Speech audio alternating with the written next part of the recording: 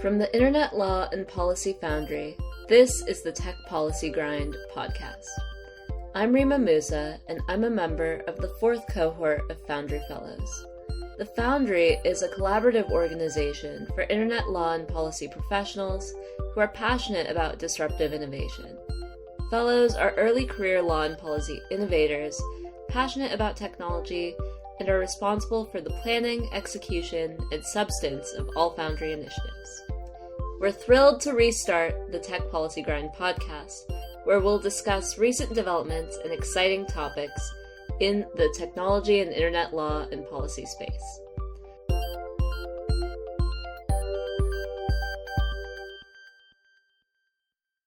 It's the last week of March, which is the last week of Women's History Month 2022.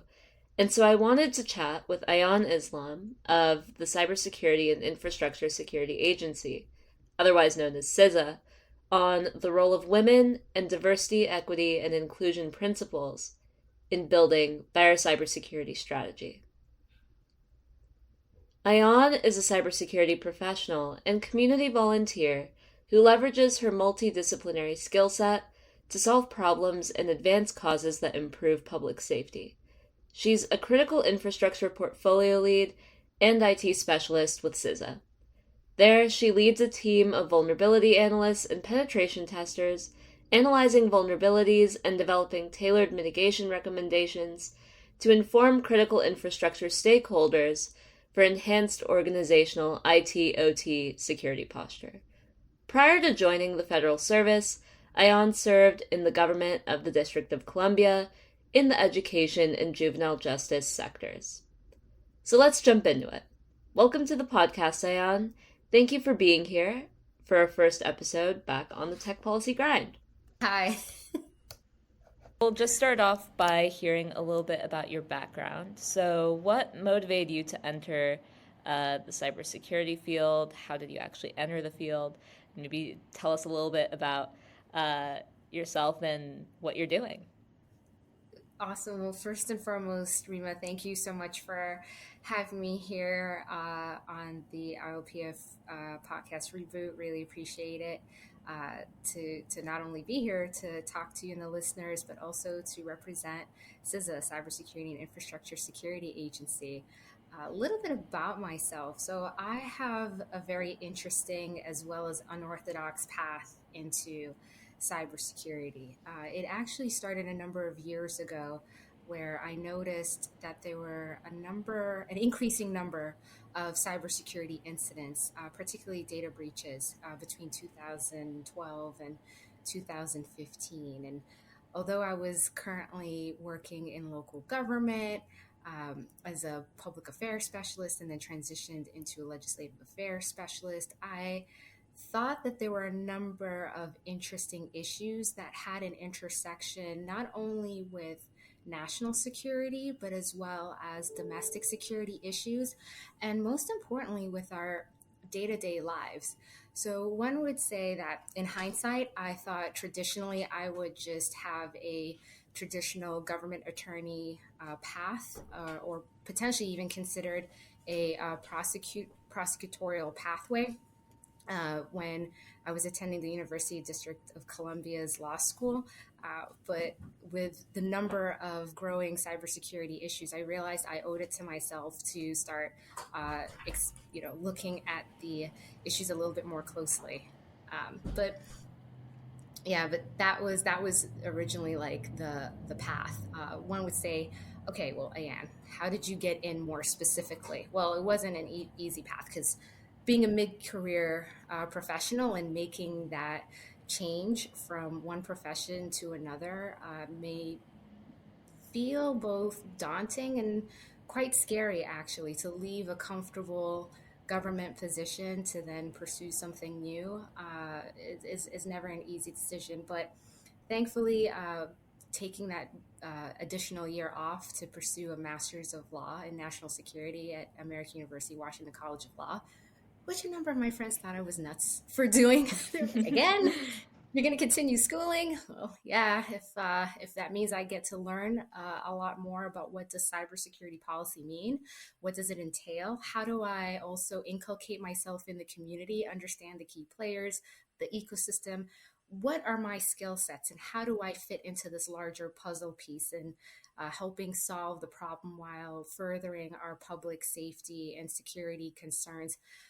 And last but not least, also ensuring that there is representation at the table when policy decisions are being made, that the decisions are inclusive of various thoughts. And sometimes, even if that means that I have to be an advocate and the megaphone or amplifier for other thoughts and ideas, like how can I help the matters in the situation? So I do want to say that a couple of things. One is looking at student competitions and internships is definitely a pathway to do it, which is what I involve myself quite frequently during grad school. Another avenue that helped me land squarely at the U.S. Department of Homeland Security, and this is CISA's predecessor, the National Programs and Protections Directorate, NPPD, was through a DHS job fair that both DHS and Congressional Representative Benny Thompson had during Black Caucus Week in 2017. So that is my path. If one was to look at my LinkedIn, they'd say, like, oh my gosh, you've done a lot of different things. But I will say that if you're passionate about entering cybersecurity, if you have skill sets that you not necessarily would consider as a contributor, but you'll then surprisingly find that there are many ways to contribute and participate in the conversation, as well as to help push the needle further, then please join. Yeah, yeah, absolutely. And I'm so glad that uh, that you mentioned learning and how your path has involved a lot of going back and forth from work to school to get more comprehensive training and to shift gears a bit. I think that in the cybersecurity field in general, the learning just never stops because the field is so dynamic and things change every day. And so, no matter what you're interested in, whether it be the legal side or the policy side or the technical side or any other aspect of cybersecurity, there's always more to learn.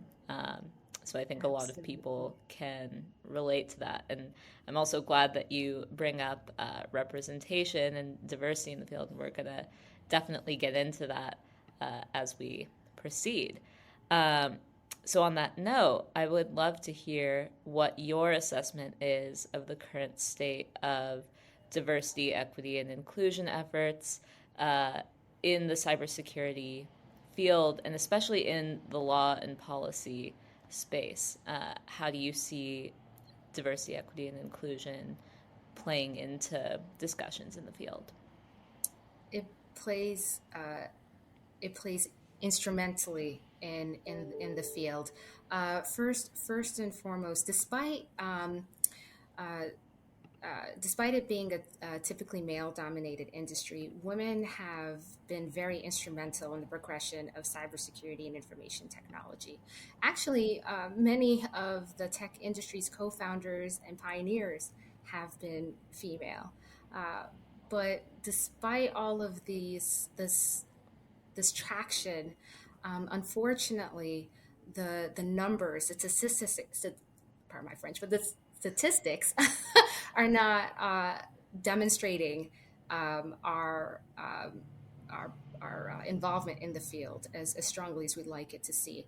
A recent report by the International Information System Security Certification Consortium, also known as ISC squared, says that only 24% of the cybersecurity workforce is currently comprised of women. And then if we take a step back and we look at the larger public service um, landscape, we'll see that 43.6% of government workers nationwide represent are represented by women.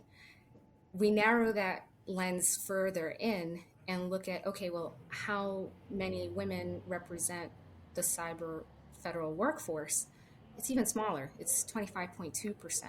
And this is also additional statistics by the Nonprofit Partnership for Public Service. So there is definitely a greater need for representation.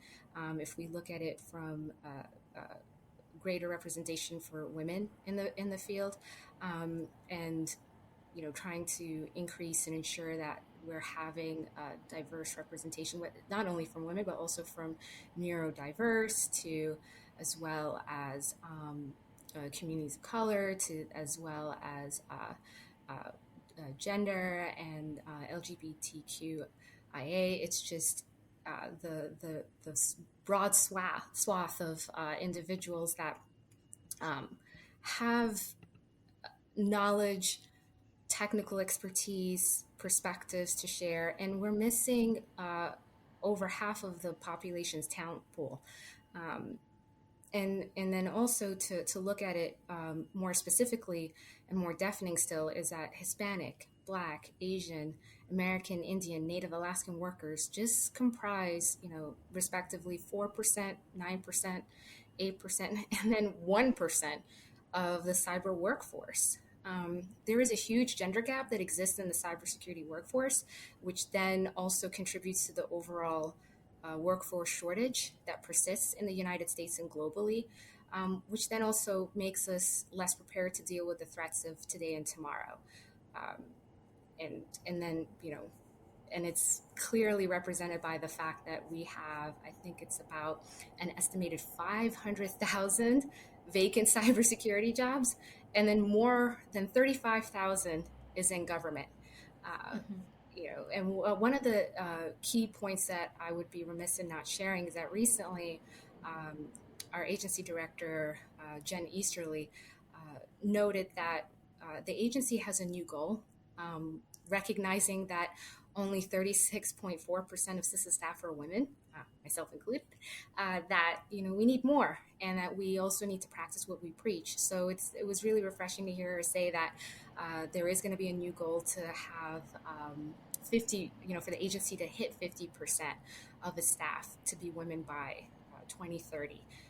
And that's key and important because, again, need to drill the point home. If we're going to combat incoming threats, understand what the possibilities are and what our posture should be, both from a particularly from a defensive aspect, it's very clear that we need to increase diversity, equity, inclusion in our workforce. Yeah, I couldn't agree more. And I actually heard from Director Easterly at the Women in Cybersecurity conference just a couple weeks ago in Cleveland, Ohio, and she really, really did hammer in that point that CISA is taking this notion of increasing and equalizing the presence of women in the field to heart, with that goal of having 50% representation of women within CISA by 2030. So I think that is really exciting. And one important thing that you mentioned is the role of intersectionality in all this, that it's not solely focusing on increasing women in cybersecurity or people of color in cybersecurity, but really these intersecting identities for the purpose of creating a truly diverse and inclusive field from the point of view of career development. And so with that, I would love to hear your take on how diversity and equity inclusion within the space actually can contribute to a stronger cybersecurity strategy, as I think something that we're beginning to hear is that this lack of diversity that we see in the field might actually be to the detriment of long-term cybersecurity strategy, as a lot of the foundation of cybersecurity is dependent on having unique approaches to complex problems and problems that we've never seen before. And so when the workforce is represented by one type of individual, one certain identity, and other identities are left out of that mix, we can see a lack or a gap, rather, in our problem solving capabilities. So what's your take on that? Take on is essentially, as you rightly said, with that gap, we become more vulnerable because we are then less prepared to deal with the threats that are either facing us today or tomorrow. We're also ill-equipped. We don't have the requisite talent. We don't have the requisite knowledge. We don't have the perspectives to help us stay ahead of the curve, be more aware and attuned of what could potentially befall us. And so as a result, rather than constantly feeling as if they were behind the curve, because of workforce shortages, because of the talent that we feel is missing, then it behooves us to then take proactive action to close that gap. And you said it also in your comments that as well, that one of the things that we need to do in order to solve more complicated and technical problems that are facing our country is the need for diversity. And you alluded to it, where having a more diverse cybersecurity workforce can enable us to become better problem solvers. The awesome thing that's happening at CISA is that there's an effort and to work, and a lot of work to attract and also to retain a talented and diverse workforce, which then also means there's a need to cultivate environments that are representative of the diversity of this nation, right? So, because if we're going to protect the nation, we have to ensure that our workforce is representative of the populace that we are serving to protect. And so that means also partnering with organizations that create career pathways for those who don't have the resources or accesses to opportunities to pursue careers in cybersecurity. So there's multiple avenues. There's those that already have the pathways through traditional educational means, and those are for your institutions, colleges, and workforce. But most importantly, is like, how do we then equip others who are very interested in the field, but may not have the traditional resource and access? So as part of the mission of CISA's mission to recruit diverse cybersecurity talent and build workforce of the future, we've awarded $2 million to two innovative organizations for the development of cyber workforce training programs. And this is like a recent endeavor to increase the cybersecurity workforce, not only within the organization, but also within the community as well.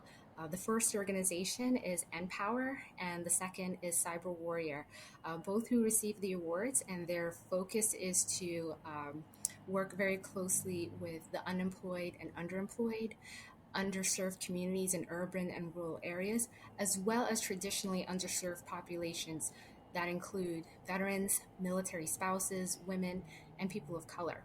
And these are communities and populations that typically or may not currently have access to cybersecurity training programs. And so this is a phenomenal effort and endeavor just because it's the first of its kind from CISA. And so it'll be really exciting to see everything that comes from it. Cyber Warrior and Empower will collaborate with CISA to develop a scalable and replicable proof of concept to successfully identify and then train those talented individuals around the country. And so tapping into the innovative, non-traditional job training and apprenticeship programs that these organizations have will then also help the federal government, as well as state, local, and tribal and territorial entities and the private sector, with finding those employees and those future talented staffs and minds that will then fill the gap shortages that we keep talking about, and also to address the fact that we also need that diversity of thought and talent. So the important thing also to note for this program is that because it is a 3-year pilot, the goal of this opportunity is to first and foremost develop and implement a comprehensive cybersecurity pathways retention strategy. It's also, secondly, to deliver entry-level cybersecurity training through innovative training hubs, as well as to provide hands-on and professional development experience through apprenticeships. So all in all, by having this pilot program, the goal is to decrease cybersecurity workforce shortage by placing talented individuals into multiple entry-level cybersecurity positions. So that way, when the workforce changes, at least we have a constant pipeline of incoming new talent to fill that gap and therefore reduce the potential shortages. Yeah, I think that is huge. And I think you bring up a really important point that a lot of people might not consider, is that cybersecurity is not a straightforward path for probably the majority of people. I've met so many people who've entered the field from, as you did, as I did, from completely different, backgrounds and ways in and interests, and just have found their place and can contribute really meaningfully to the field with that diversity of perspectives. And I think it's important to highlight that and to encourage that, there isn't a cookie cutter, straightforward pathway that you must follow in order to enter the field. You really can enter from any sort of direction and at any time, and there's so many different ways that you can meaningfully contribute to the field and the overall mission of cultivating a more secure world. And so I think that's fantastic. And you actually hit on my next question of sort of the role of CISA and what CISA is doing. And so shifting gears a little bit, one big focus of CISA is the notion of public-private partnerships. And so I'm wondering, how does diversity, equity, and inclusion and this mission for cultivating more diversity of perspectives within the field, how does that influence the work that you do with the private sector? So I know that you just mentioned these pilot programs that are being launched that aim directly at encouraging a more diverse workforce. But as far as the actual collaboration with private partners in cultivating cybersecurity strategy and taking on different projects, what does that look like? It looks like in multiple shapes and forms. A lot of it can go hand in hand with either stakeholder engagement, collaborating from an information sharing perspective, to then as well as discussing the issues and trying to understand how are our problems similar to each other, so we can then strategize best on how to partner on when it comes to addressing the cybersecurity workforce shortage, diversity, equity, inclusion, also, to acknowledge the current talent that we have and shining a spotlight on that talent as well, because then that additionally helps from a retention perspective. There's a number of ways to work very closely with our private sector partners, and it also helps when we all work closely with nonprofit organizations that are working diligently to fill the gap in many ways. So earlier, as I mentioned, CISA has has afforded two innovative and inaugural grant opportunities to organizations that will provide the training and apprenticeships. But then also simultaneously, we're working closely with organizations and launched a new partnership with Girls Who Code. And that's an organization that works to develop pathways for young women to pursue careers in cybersecurity and technology. And we recognize that private sector works closely with them too, so we should as well, because there's many avenues, as we have referenced in our conversation, that there's no one path, right? So how do we also start early as well, right? So it's not just for the career changers. We also have to start with digital literacy. So Girls Who Code is a great organization that helps with that aspect, and grooming and fostering an interest for young women who are interested in technologies, but may have not seen that much representation of themselves before. And this is a great opportunity to say, no, we're here, we're present. There are a number of us working in the field. Know that you have a place here, and that you can also come in and make a difference too.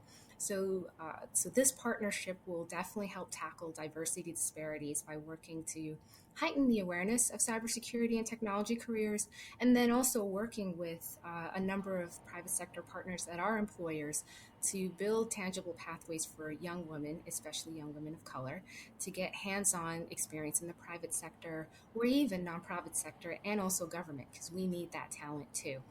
So through this partnership, CISA and Girls Who Code will establish the collaborative opportunities that will then provide awareness training and pathways into cybersecurity careers for girls, women, and also those who identify themselves as non-binary.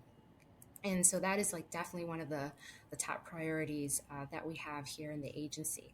Additionally, there's, you probably have heard Director Easterly, as well as a number of other CISA leadership, speak about our partnership with Girl Scouts and as well as cyber.org. CISA launched in 2021 the Girl Scout Cyber Awareness Challenge, and that's a new initiative to encourage girls across the country to learn about cybersecurity and to increase that related awareness within their own communities, particularly around the growing threat of ransomware. So what other better ambassadors, advocates, educators do we have in our own young people, educating their friends, educating their loved ones on the potential threats that come with inadvertently clicking on a malicious email, and understanding the consequences that come when we get hit with a ransomware attack. And it not only impacts organizations, but it also impacts individuals. And conversely, if a person understands that, then they can take that aspect into the workplace, and then they become also a safer, more secure employee, and help their organization stay safe too. So the ongoing challenge, it provides girls that are in grades 6 to 12 opportunities to learn more about cybersecurity, to practice those key concepts, and to demonstrate the knowledge and skills that they developed during the program. And at the end of that challenge, participants will be encouraged to publish an article about ransomware to raise cybersecurity awareness in their respective communities. And last but not least, participants then get to who complete the challenge will then receive a certificate of achievement and an invitation to attend a capstone virtual event hosted during this month's Cybersecurity Awareness Month festivity. So, or not this month, but the previous month. So, and upcoming later this year. So this is one of those things, we're having these partnerships, both private sector, public, nonprofit, the intersection of these spaces, the greater awareness from K through 12 all the way to the workforce is very, very critical. And it is massive, but there are definitely multiple avenues, and it's definitely a multiple prong approach when it comes to addressing cybersecurity as a whole. Yeah, I'm so glad that you mentioned the importance of engaging the youth in this mission and in expanding the scope of diversity, equity, and inclusion efforts. The future generations are the ones who are really going to be leading the charge on solving a lot of the most difficult issues that arise in the cybersecurity field as society becomes increasingly digital. The sort of digital natives who've been used to technology, since their birth, will definitely have an important perspective to add to the conversation, and so it's really a win-win to engage, at an early age, diverse individuals who come from different communities, but also to get that perspective, I'm sure is invaluable as we proceed. So I think that was a great point to arise. Appreciate it. So Yeah. No, yeah, and I was going to say, because you also hit on a point that those different backgrounds and communities that we will be receiving the talent from will then also give us that, not only that knowledge base and understanding culturally of what happens in those communities, but at the same time they understand the needs of those communities. They understand the challenges and also the best ways to communicate those messages within their respective communities. So, in essence, why not leverage also the cultural knowledge and understanding that comes from the talent that we have that can help navigate the potential concerns, apprehension, or misunderstandings that sometimes comes about with technology. And sometimes it may seem daunting, it may seem, and tech sometimes is foreign to most, but also we forget that it's definitely a part of our day to day. And so when we have the members of those communities participate in the field and then share with their members, community members, that it's actually important for the knowledge to be spread, and also it reduces the threats across the board, then we become more secure holistically. So yeah, I just wanted to point that out, because the cultural understanding bit, and seeking the knowledge also from those communities and those bridge builders and translators speaks volumes.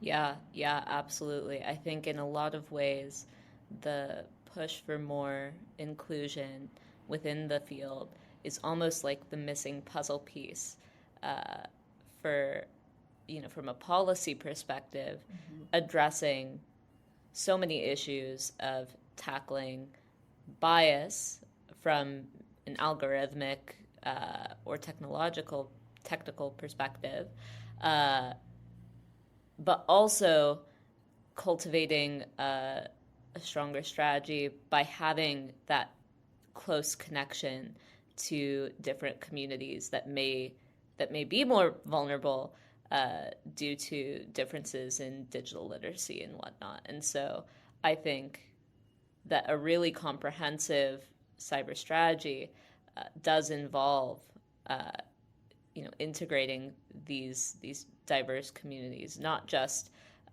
from a consultational point of view, but really having that representation at the decision making table is so key. And so, yeah, I think that this conversation has hit on a lot of points to that end. So great. So before we wrap up, uh, I would love to hear your take on what can we do about all this. So you've mentioned a couple of initiatives that CISA has started on that sound really, really exciting uh, to actually get some progress in this effort. But what ways can our listeners get involved or do more in cultivating more diversity, equity, and inclusion in the cybersecurity field? And are there any unique challenges to consider in paving this path forward, and perhaps any strategies that you might have in mind to mitigate those challenges? Oh, there are many, many, many ways to join and participate and engage in different levels. Depending on the time commitment, the also the mostly time commitment really, and availability from within an organization. The I would first and foremost recommend. Actually just across the board, right? That there has to be an understanding and appreciation and acknowledgement for the value and the need of diversity, equity, inclusion programs, particularly in the cybersecurity field, to help tackle the diversity disparities that we currently have. And most importantly, if there isn't a employee engagement or appreciation or employee association program, um, which has different affinity groups, create one. Start one. Talk to a couple colleagues. See how one could create one internally. Speak with your human resources department to determine what are the appropriate policies that need to be created or that may already be in existence, and it might be a program that needs to either be developed from scratch or needs to be potentially uh, uh, you know restarted again, because sometimes that happens. It's just there's individuals that get inundated with work and unfortunately don't have the time to commit to it like they used to. But this is an important thing, right? That first and foremost we need to recognize that there is a need for such programming, and as such, in order for it to thrive and to continue and be successful and then not die out, then there is a need for leadership buy-in and active sponsorship and continuous promotion of programs across the organization to share that there is a value and a need for it, and that it could also be incorporated as part of an individual's community service, program and professional development.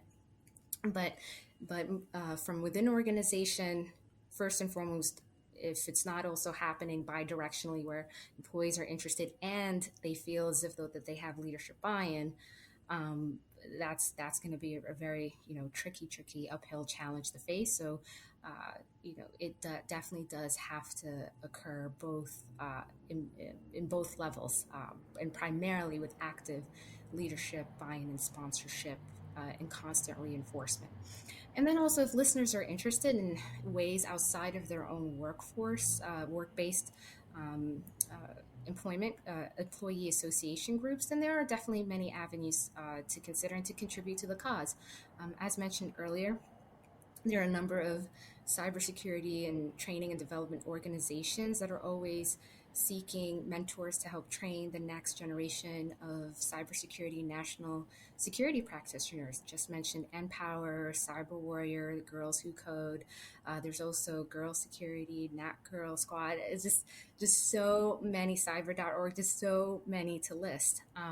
Then there's also organizations where, from a professional development standpoint, if you want to um, collaborate with like-minded peers or just peers that are in the same profession as you. There's Women of Color Advancing Peace and Security, also known as WCAPS, Blacks in Cybersecurity, Cyversity, Minorities in Cybersecurity, Latinas in Tech, Women in Security and Privacy. Then there's also campaigns that shed light on and amplify current practitioners like Share the Mic in Cyber and Making Space Initiative. So whether it's adding your voice as a cybersecurity practitioner of color or participating as an ally, amplifying these resources across communities and helping increase engagement, there are definitely multiple ways to be a part of the effort. Last but not least, the main thing in terms of increasing diversity in cyber is, if you aren't a part of the field, join. If you're already a part of the field and you know someone who's interested in joining, help them join. There's also multiple ways to do it. You can either definitely, like, CISA's hiring. We're looking for a lot of great talent. And as I said, Director Eastwood is looking to increase that number of particularly women up to 50% within our workforce. So please check out usajobs.gov.